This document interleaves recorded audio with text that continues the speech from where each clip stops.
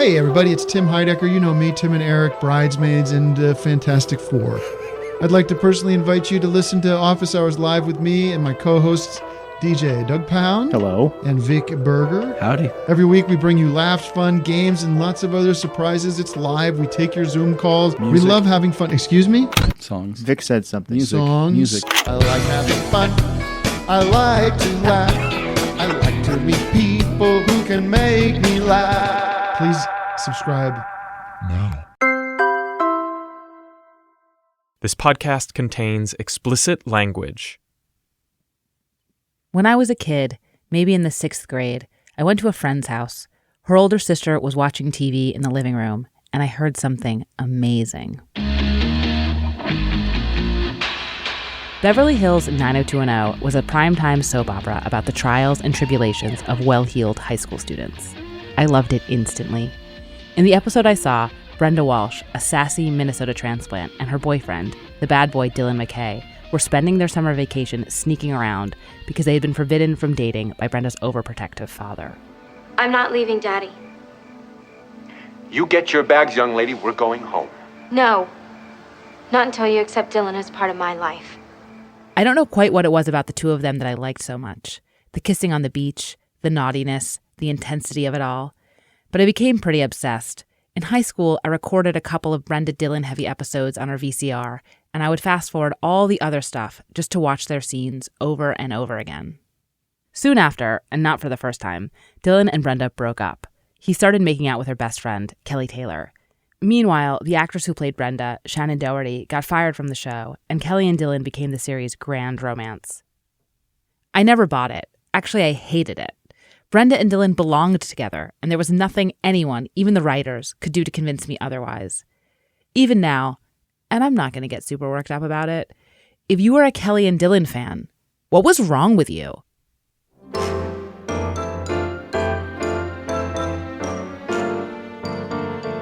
If this sounds juvenile and girly to you, for a long time I felt the same way. I wasn't proud of all the YouTube compilations of Brenda and Dylan I've watched in my life.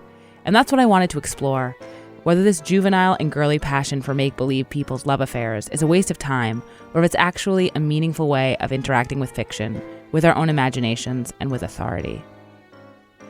But as I started looking into the subject, I realized something about myself. I'm a total amateur. Rooting for couples, wanting them to get together, this is called shipping, which is short for relationshipping. If you've ever wanted two people on a TV show to smooch, you've shipped them. But shipping can be much more purposeful and intense than that. I barely was into the Draco Snape thing. That was a very short thing, and the Draco Harry then took over my life. So when I was in Buffy fandom, the only thing I cared about was Rupert Giles. Star Wars, Kylux is oh my god, Armitage Hux, Kylo Ren. In the Marvel Cinematic Universe, Clint, Hawkeye, and Coulson, the S.H.I.E.L.D. guy. Jane Austen, Lydia eloping with Wickham and running off to Las Vegas. Poe and Kylo Ren, it's not my favorite. Darcy and Bingley, I have seen that. Plants, yeah, the Voltron ship. Harry Voldemort. That's a few of the fans we talked to for this story. For really engaged fans, the relationship the show wants you to root for, that's just the beginning. Relationships that happen in the show itself, those are called canon. Canon describes things that have happened in the official version of a story. But fandoms, which is the word for the community intensely involved online with a piece of entertainment, don't just engage with what's canon.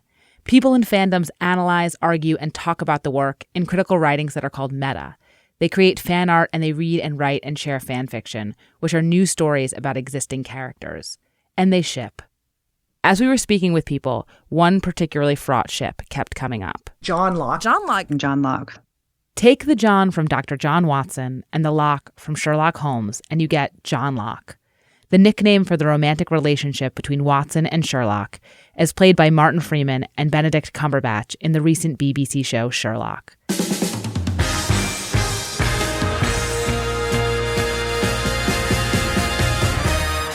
There are scores of TV shows, movies, and books that inspire fan fervor, but none have done so for as long as Sherlock Holmes. We're going to be focusing on one TV show, Sherlock, and one pairing, Johnlock, in which that fervor got extreme. Rooting for that relationship brought tremendous joy into people's lives, but it also unleashed real darkness into the world and brought a fandom and a television show into chaos. It's almost a Holmesian tale, full of brilliant theories, false leads, and mysterious motives, except for the ending, which, unlike in a Holmes story, isn't very neat. This is Decoder Ring, a show about cracking cultural mysteries. I'm Slate's TV critic, Willa Paskin. Every month, we take a cultural question, habit, or idea, crack it open, and try to figure out what it means and why it matters. Today, who gets to decide if Sherlock Holmes is gay?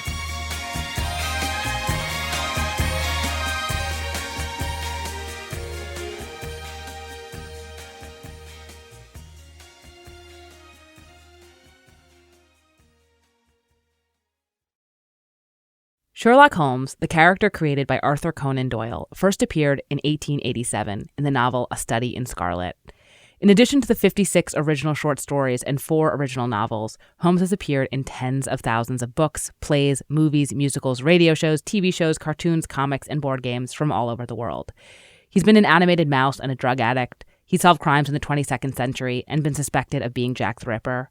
Currently, he's played by Robert Downey Jr. in a movie franchise, solves crimes with a female Watson on CBS's Elementary, and is an odd, charismatic genius who texts a lot in the aforementioned Sherlock. The show, created by Stephen Moffat and Mark Gatiss, began airing on the BBC in 2010. Set in modern London, it's sharp and sophisticated. You can hear it in the theme music, sweeping and moody. There are 4 3-episode series. Fans often refer to seasons as a series, as the BBC does, and 1 holiday special, with most of the episodes riffing on one of the original Conan Doyle stories.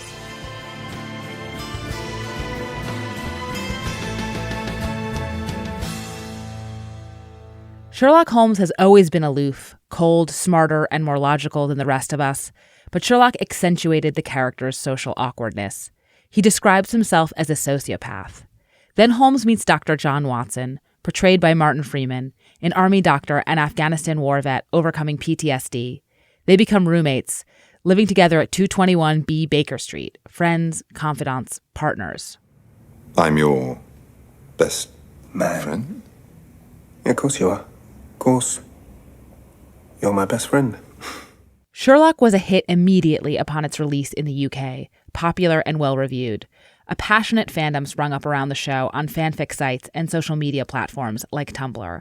On AO3, one of the main sites for publishing fanfiction, there are currently over 116,000 stories about Sherlock Holmes, and about half of those are about Sherlock and Watson specifically.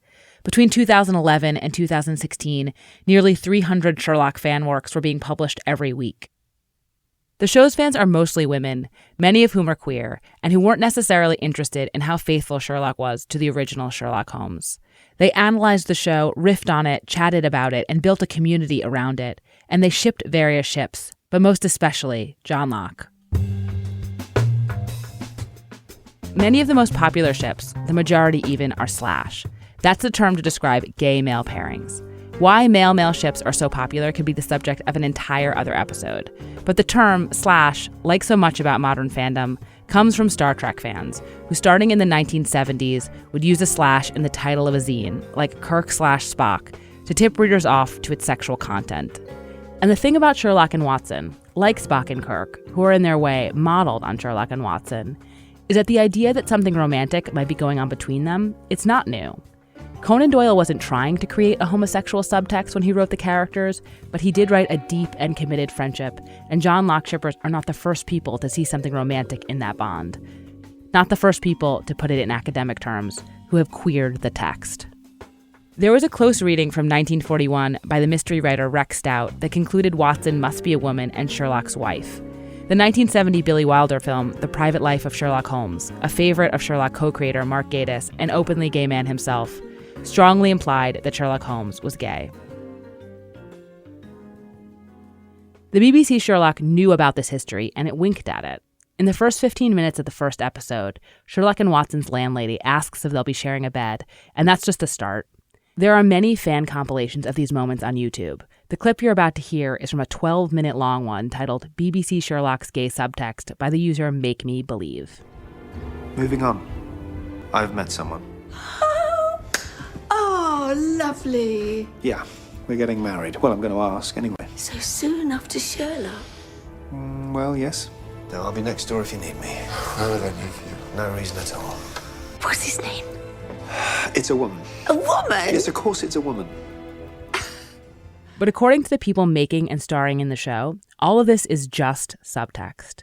Sherlock Holmes and Watson are platonic. Many fans disagreed. Emma Grant got into the fandom right before the second season. In the first episode especially, there's these beautiful little moments where Sherlock and John kind of look at each other, and the looks are very weighted. So it was very clear to me in Sherlock, like they were almost like they were putting it in intentionally. And I was like, oh, this is going to be fun.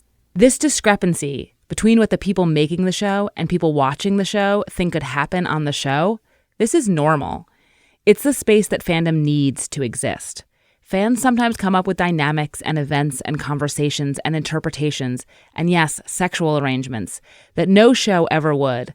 But most of the time, this isn't just fine, it's the fun.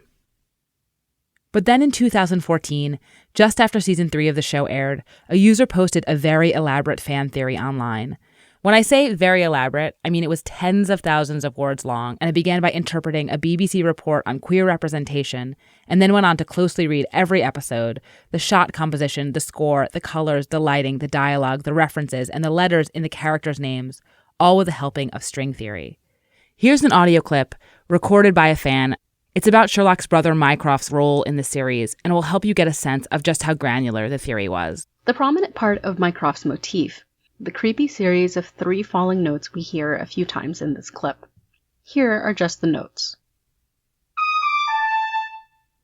If we hear that, we know that Mycroft is acting largely on his own behalf. All this analysis led to one conclusion. Here's Alex Phoenix, that's her online name, who read the theory and loved it. The idea that this wasn't just an ordinary show, it was a mystery show, and that there was a mystery for us, the fans, to detect and puzzle out. And that mystery was that John and Sherlock were in a romantic queer relationship, and it was going to be revealed. The idea was that John Watson and Sherlock Holmes were not only characters with gay subtext who should be together, they were gay characters who were going to get together in the show. Johnlock was going to happen, for real, and most likely in the upcoming season 4. One of the people that came across the idea was Grace Kretcher, known online as Grace eBooks. Grace had seen season 3 and felt sure that something was up. The theory elaborated all of her suspicions. So, we're like, yeah, I think this is happening. And my friend Jewel said, it's like the Johnlock Conspiracy. I said back to her, TJLC, the acronym. And after that, the two of us, how it sort of branched off from there was that the two of us just started using it on Tumblr. The Johnlock Conspiracy. Much of the theory is based on close textual analysis, the kind that an English teacher would love. But TJLC wasn't based only on close reading the show. You have to understand, Sherlock and John could only be getting together if the creators were lying to viewers, because the creators said over and over, no way, it's not going to happen. Now, to be fair, the creators did lie. Stephen Moffat, who is also the showrunner for Doctor Who, is particularly well known for misleading fans and the press. But when it came to questions about Johnlock as a romantic pairing, the showrunners became particularly unequivocal. In July of 2016, before the 4th season aired, but after TJLC was a widespread theory in the community, Mark Gatiss said at a fan convention, "We've explicitly said that this is not going to happen. There is no game plan, no matter how much we lie about other things, that the show is going to culminate in Martin and Benedict going off into the sunset together. We're not trying to fuck with people's heads, not trying to insult anybody or make any kind of issue out of it. There's nothing there." But some fans remained convinced that these denials were just a diversion. Almost every time the writers or actors come out saying something, I see people becoming discouraged and worrying that Johnlock won't happen. I hope this video can help dispel some of your fears. TJLC is real. This is from a video, the second part of an exhaustive 48-part YouTube series called TJLC Explained.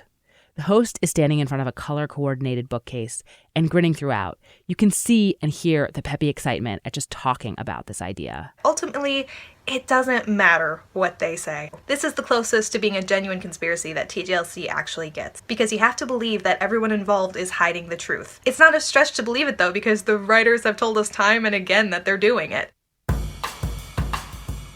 Whether or not Moffat and Gatiss are lying is one of the fundamental questions of TJLC, and it's one we can't really know the answer to. It's not possible to prove that someone is lying about something that hasn't happened yet, until it doesn't happen. which we won't know until Sherlock is over forever. As long as there's potentially more Sherlock, it always could. For some people, TGLC became irrefutable. I want to be clear here that this was a relatively small group of people. There are people who are into Johnlock and into TGLC in different ways, who thought of it primarily as a great hope or a fun idea or a worthy cause, a huge step forward for gay representation. But for some TGLCers, it became an eventuality, not an opinion or a possibility.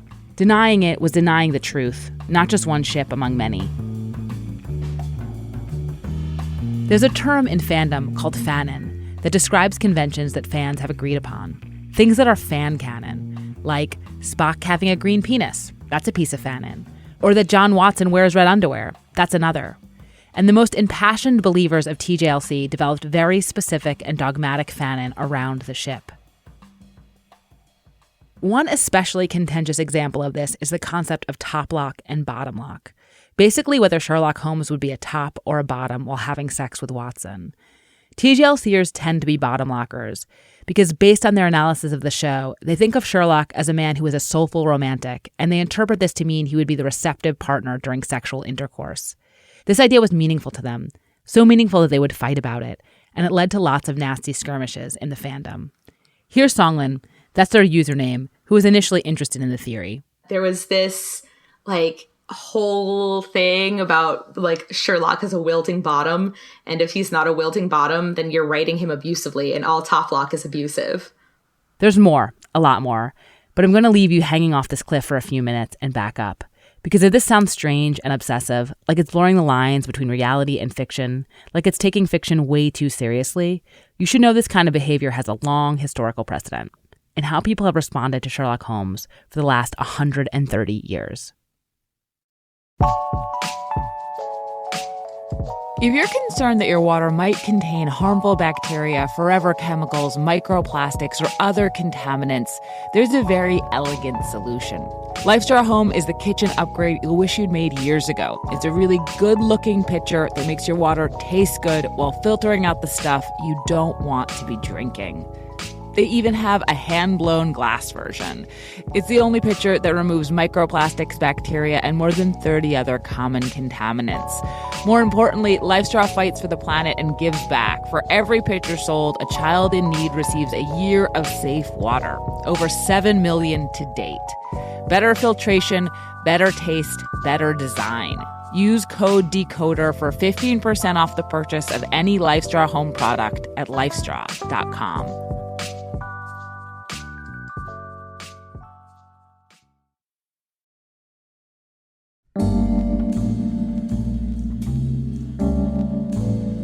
When did fan fiction start? Well, what we think about being fan fiction, that can only come up around the late 18th or early 19th century, when you sort of have this notion that characters might belong to someone, which is, historically speaking, pretty new. And then in the sense of sort of organized fandom, it starts with Sherlock Holmes. That's Anne Jameson. She's a professor of English at the University of Utah, and she wrote Fic, a great book about fan fiction. When it comes to fandom and almost all of the modern behaviors we associate with it, Sherlock Holmes fans did it first. In 1891, Conan Doyle started writing Sherlock Holmes stories for the magazine The Strand. The Strand was a monthly that became a huge success, thanks in large part to Holmes, who was an immediate sensation. And almost as immediately, people started to think of Holmes as a real person. Here's Arthur Conan Doyle in a filmed interview from the late 1920s. Well, the curious thing is how many people there are in the world who are perfectly convinced that he is a living human being. I get letters addressed to him. I get letters asking for his autograph. Get letters addressed to his rather stupid friend, Watson. Before Conan Doyle, stories were serialized, but they were serialized like Charles Dickens' stories were serialized, one long drama unfolding month after month.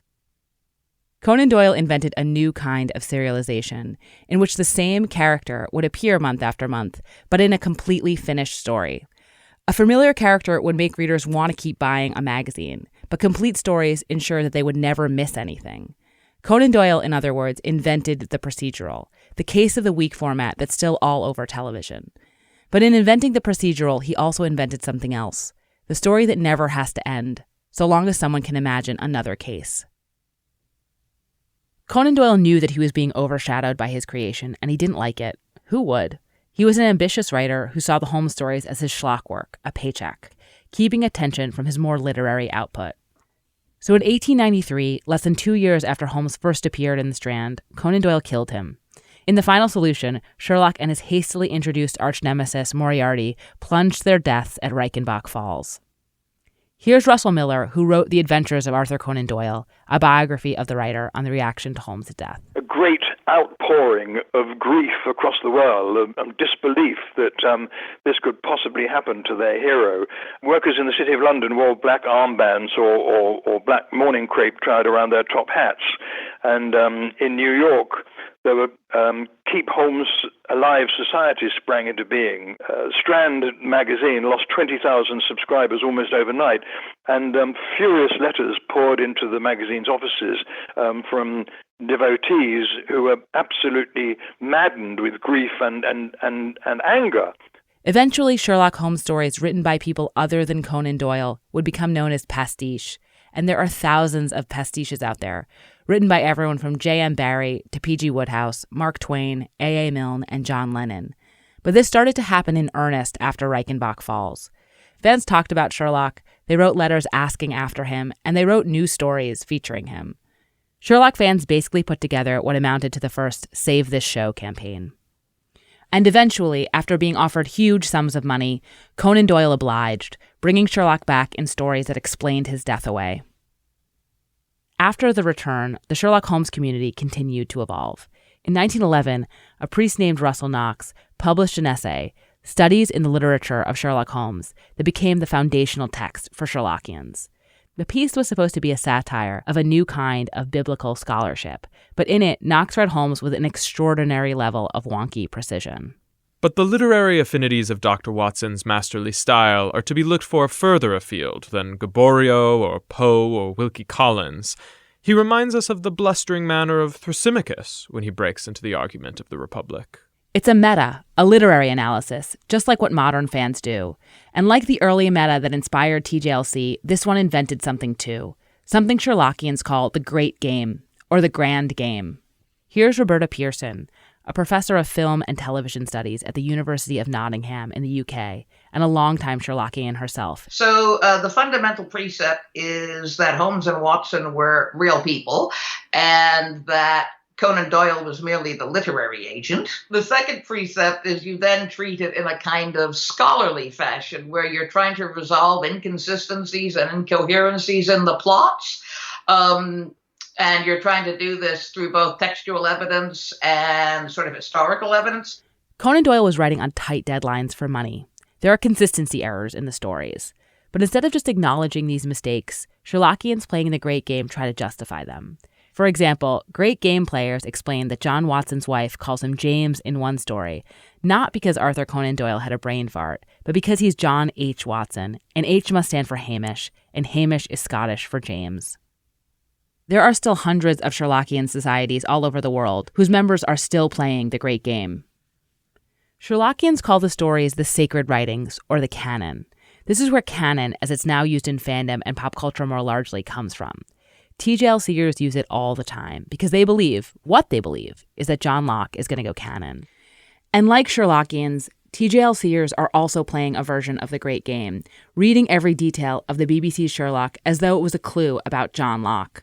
The difference between the Great Game and TJLC, though, is that practitioners of the Great Game are acting with tongues firmly planted in cheek. TJLCers, not so much. In both cases, though, there's something about Sherlock, the ultimate sleuth, that seems to encourage his fans to get sleuthy themselves, to try and find order and logic and reason in every detail.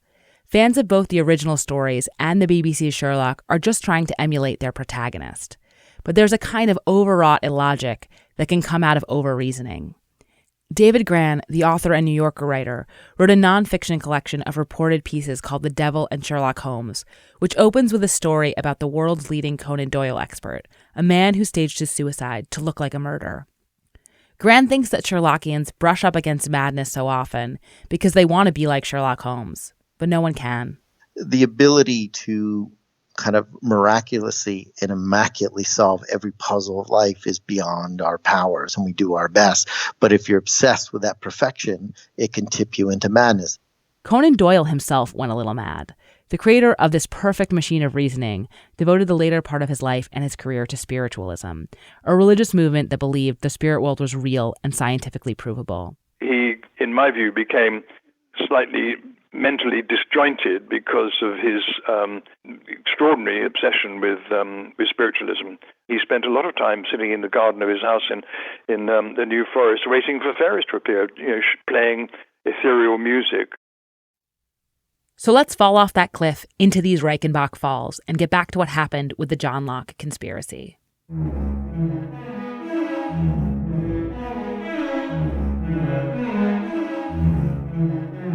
To recap, the fan theory we mentioned earlier was posted in March of 2014, just after season 3 had aired, bringing with it a whole new wave of fans to the show and to the fandom. Many of those new fans were Johnlock shippers, and they were intrigued by TJLC. Bickering, infighting, vicious name-calling, casual cruelty, and worse are a well-known part of fan culture, and internet culture more largely. But just because it's common doesn't mean it's not painful, and many members of the Sherlock fandom were taken aback by the hostility. Here's Emma Grant again. Emma wasn't a TGLCer, but she was very involved in the fandom. By fall of 2014, it had become this very strange situation where you had a small group of people, really, who insisted that Johnlock was going to become canon. Suddenly it was, if you don't have the right perspective, according to this person or that person, then they feel completely entitled to come and tell you that not only are you wrong, but you're an awful person. You're a homophobe, and you shouldn't be here. You shouldn't post that story. You shouldn't talk about this topic. You have no right. That was new. A regular feature of the fandom at this point was extremely contentious, often hateful exchanges and anonymous comments having to do with the ship Sherlock should be in and how he should be in it. Grace Kretcher is one of the strongest pro-TJLC voices out there. She's the one who came up with the name TJLC from earlier. I said back to her, TJLC. Grace doesn't write fan fiction or even much meta, but she helped popularize TJLC. She has strong feelings about it and Sherlock's character more largely.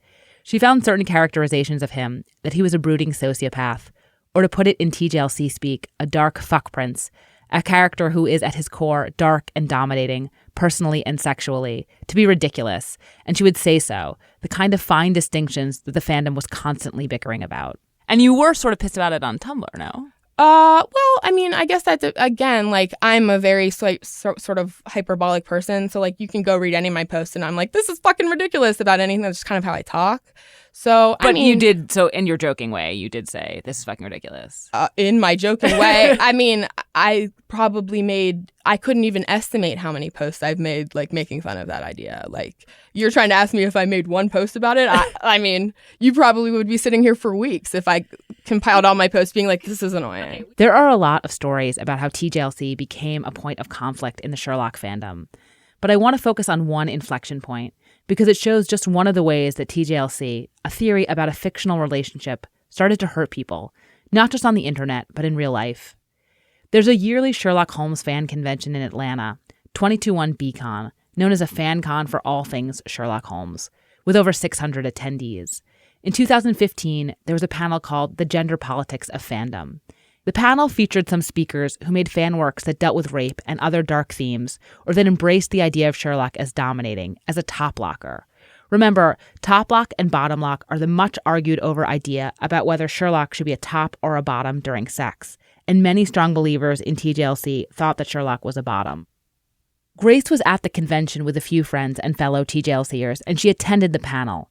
One of the panelists was a fan who goes by the handle Anarphia. At some point, a man in the audience asked a question about writing fan fiction about rape and rape fantasies, subjects that come up in Anarphia's Sherlock fic.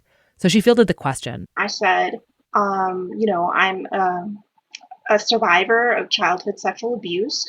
This is like something that has been a part of my life for a long time. I've had these fantasies, and this is like part of my way to cope with it, is to like write about it.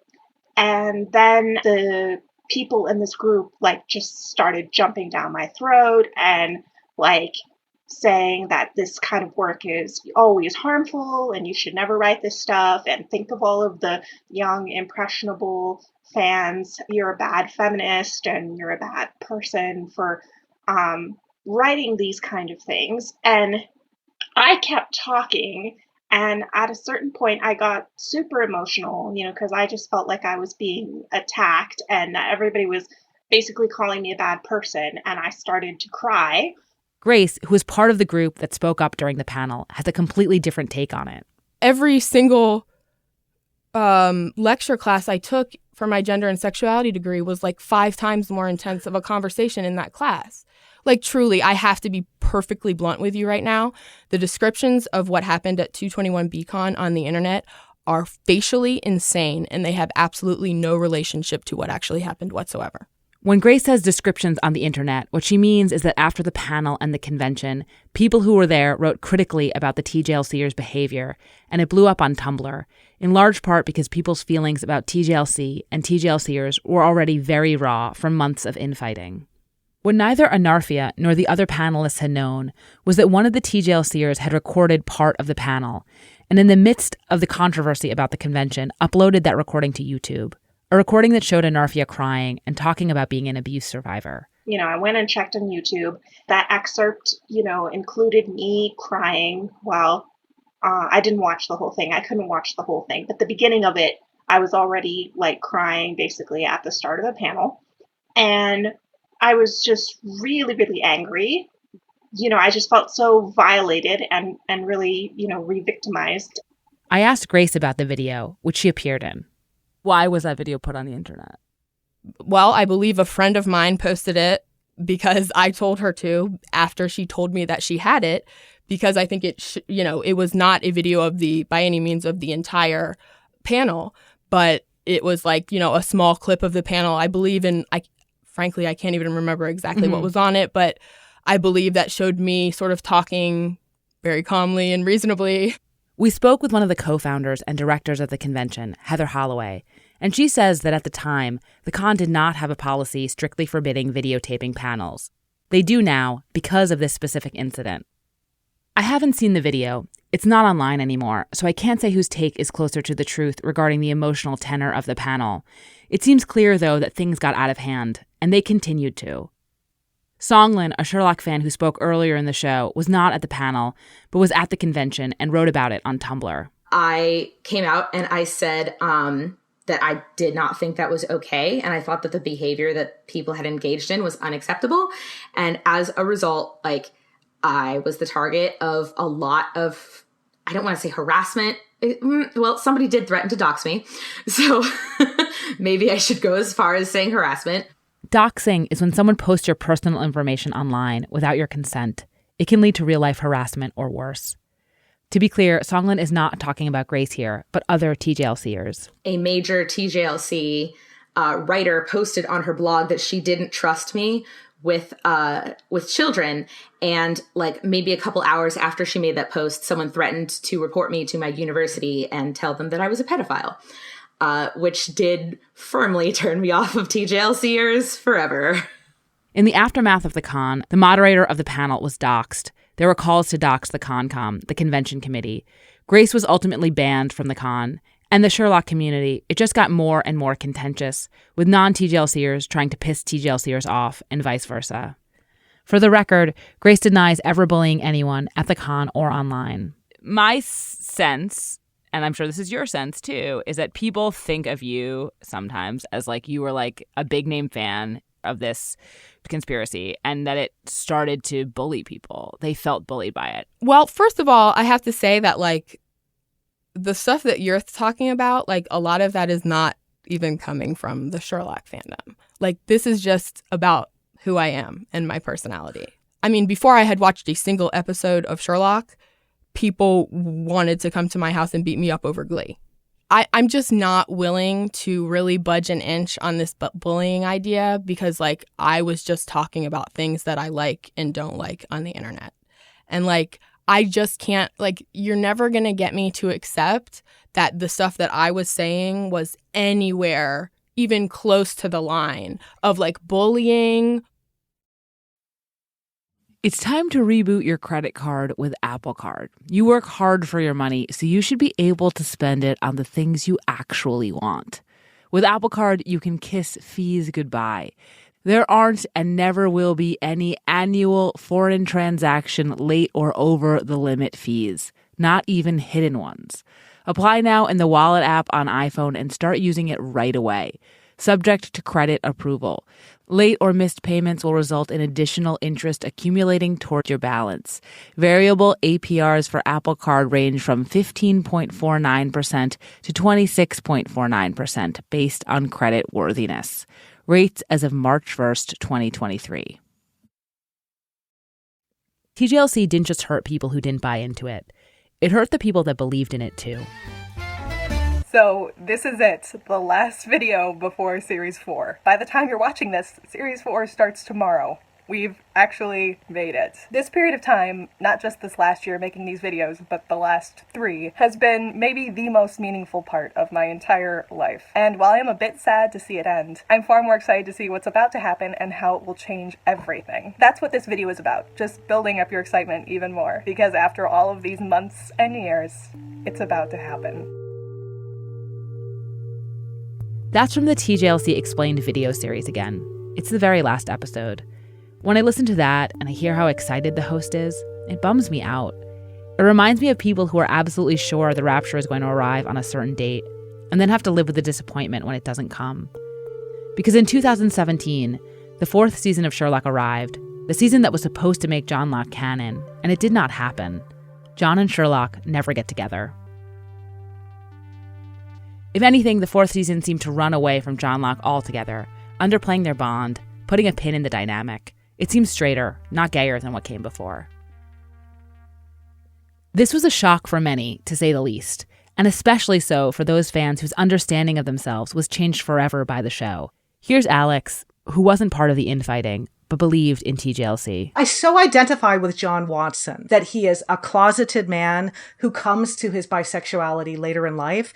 You know, that I discovered something about myself, my bisexuality, within watching the show and being a fan of the show. So I think a lot of people had that kind of awakening. And so it becomes a very personal journey of your own in tandem with the show. If you were a believer, someone so changed by this theory and this pairing, how do you deal with that? How do you deal with the letdown?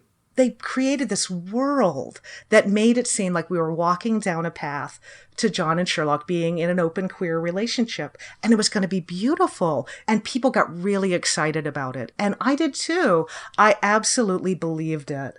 This really dignified queer representation was like my candle in the darkness. And when that didn't happen, I was absolutely thrown into a depression. It was dark times. The fandom cleared out. You know, a lot of people just left after Series 4. Here's Asia Romano, an internet culture reporter for Vox, who was an indispensable guide to reporting this story. After season 4 came and went with no canonical declaration that Johnlock was canon, they overnight kind of developed this elaborate addendum to the conspiracy that involved this random show called, I think, Apple Tree Yard on BBC, because Apple Tree Yard was scheduled to be in Sherlock's time slot the next week. Apple Tree Yard was a real show with a real cast and a real promotional push. But the theory was that it was just a placeholder for the real final secret episode of Sherlock, which would finally reveal Johnlock were together. So then the show came, and the show actually was a real show that aired, and there was this entire moment of reckoning in the fandom, and people were so upset, because they didn't have anything else to hang their hat on. After the season 4 finale aired with no Johnlock, some fans developed complex explanations involving the China market and BBC intervention that was keeping Moffat and Gatiss from doing as they pleased. But they also lashed out, especially at Gatiss, who they started tweeting at incessantly, calling him Mark Stratus and worse. The toxic stuff that was happening in the fandom, even before season 4, started to affect the actors too. The actress Amanda Abington, who was cast as Mary, John Watson's wife, and was married to Martin Freeman in real life, reported a death threat because of her role in the show. In 2011, at the beginning of the series, Martin Freeman called Sherlock the gayest story in the history of television. In recent interviews, he said the fans have dampened his enthusiasm for a season 5 in particularly strong language. People's expectations, some of it's not fun anymore, he said. It's not a thing to be enjoyed. It's a thing of, you better fucking do this, otherwise you're a cunt. That's not fun anymore. I reached out to Moffat and Gatiss, but they declined to talk to us. I don't know exactly what happened, but as a relatively impartial observer, I have a guess. Moffat and Gatiss and all the other scores of people involved with making the show were trying to put the gay genie back in the bottle. What they had thought was an open-minded, knowing wink at the history of a maybe gay Sherlock, it got away from them. It meant more to people than they had ever imagined it could. So they pulled back on the subtext. Way back. I talked to a lot of people about TJLC, and while most of them thought that the hardcore TJLCers went too far, and that the theory was increasingly far-fetched, many of them also thought that Moffat and Gatiss had egged viewers on. The term for this is queerbaiting. Do you feel like the show led you on? I do. Let's talk queerbaiting. Hello. I feel that they were playing with gay subtext very deliberately, but that they never intended to bring it out into the open and make it text. If they didn't really want to go there, they didn't have to have John questioning Sherlock about his sexuality every time they turned around. Most of us who are raised on television, we've been trained to divine the signs of plot and character, so as to see where a story is going, often because the show wants us to. They want us to ship the X-Files' Mulder and Scully, and Mood Lighting's David and Maddie, and The Office's Jim and Pam. That's the way TV often works. It makes us want something, and then after much trial and sacrifice, after much will they won't they give it to us, and we are thankful. But that list, it doesn't have any gay couples on it, because so far, that's not something TV or entertainment has provided in significant quantities. And so Sherlock fans, and all the other fans in various fandoms, had to make it for themselves.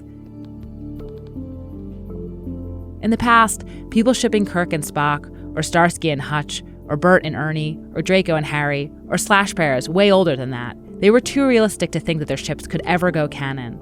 But as gay relationships have become more prevalent on TV, fans of slash ships want more. They want progress, and anything less is a disappointment.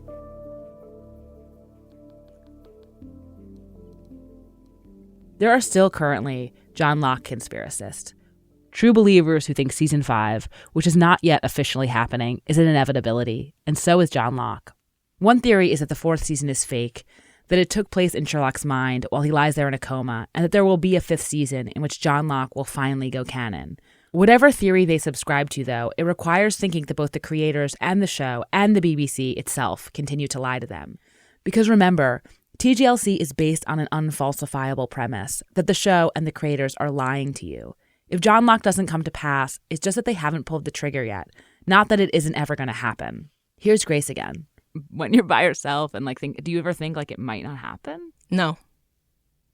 Listen, at this point, I am so far past putting any, I guess maybe the thing that would help you, I know you're not going to ever fully understand my perspective here, but I would never even think about anything that comes out of these people's mouths. That, you know what I mean? The stuff they say does not even enter my psyche at this point. Because in my job as a lawyer, I'm constantly testing if people are truthful and if I can, realistically depend on what they're saying. And that is dramatically untrue of any of these people. There's a contradiction here. It's the same one that existed in the way people treated Arthur Conan Doyle's work, where on the one hand, the author might as well not exist, but then on the other hand, this person who doesn't exist has made this perfectly explicable, logical thing. It's the perfect author who is totally irrelevant. But I just want to point out that, for instance, Stephen Moffat has said things like, well, there's a group of kids on the internet who know exactly where this is going.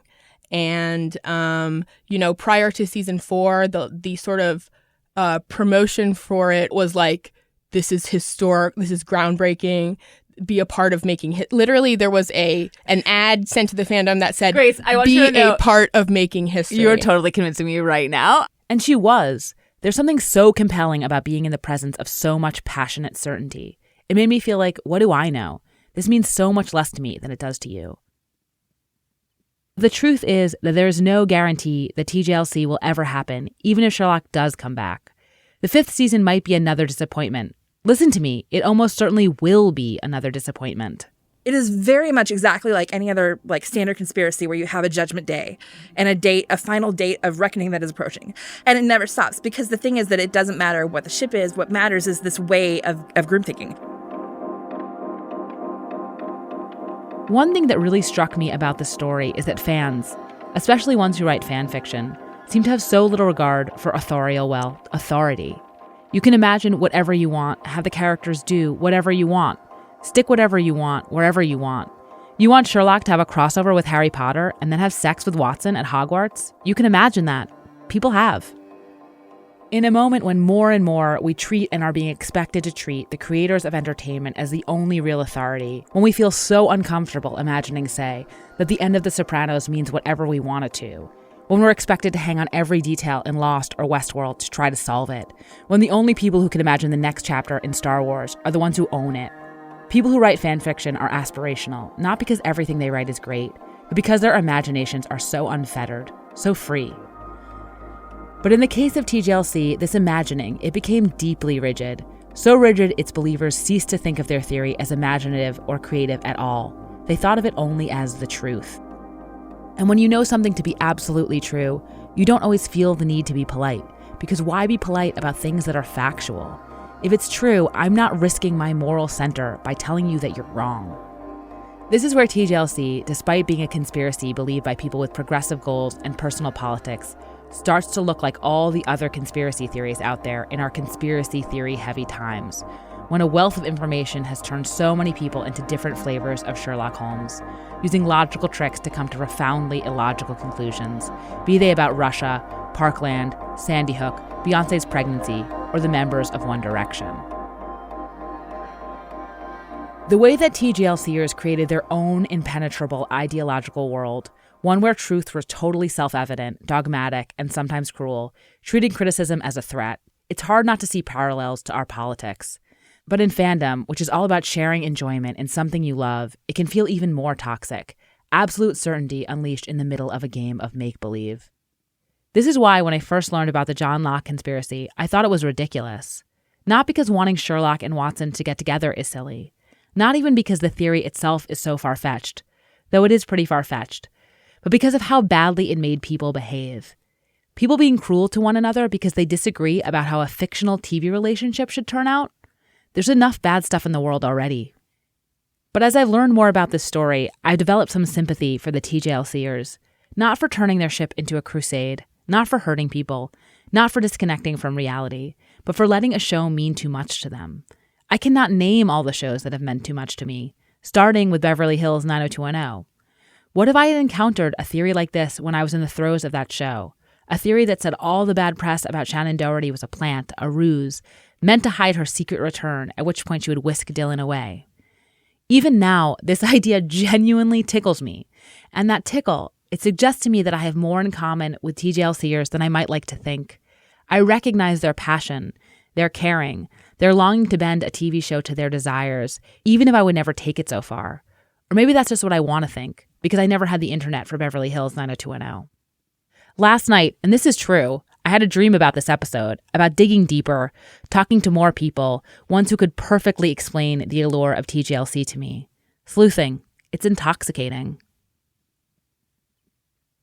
At the beginning of this episode, I wondered if shipping Brenda and Dylan, if shipping anyone, was a meaningful way of interacting with fiction, with our own imaginations, and with authority. And the answer is, of course, yes. Look at the power of this one ship. Look at the havoc it wreaked. But it did other things too. It made people happy. It brought them a community. It awakened them to their sexuality. There's so much about the saga of TGLC that is deeply modern, that depends on the internet and how we behave there and evolving queer politics. But the impulse behind TGLC, to see in the story that you have, the story that you want, it's ancient. It's as old as sitting around a campfire, crafting new tales about Odysseus and Penelope, or dreaming that Romeo and Juliet had just lived, or typing up a new Sherlock and Watson caper to share at a Sherlockian society. There's a famous passage at the beginning of the Sherlock Holmes story, A Case of Identity, written by Arthur Conan Doyle, which might need saying at this point, in which Holmes explains to Watson how surprising the world is. Life is infinitely stranger than anything which the mind of man could invent.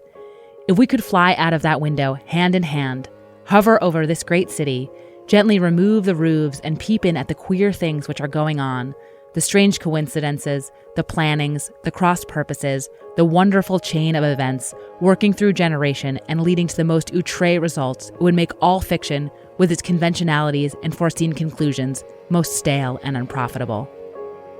Did you notice? They're holding hands.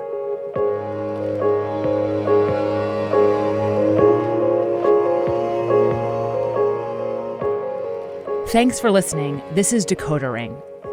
You can find me on Twitter at Willa Paskin. And if you have any cultural mysteries you want us to decode, please email us at decoderring@slate.com.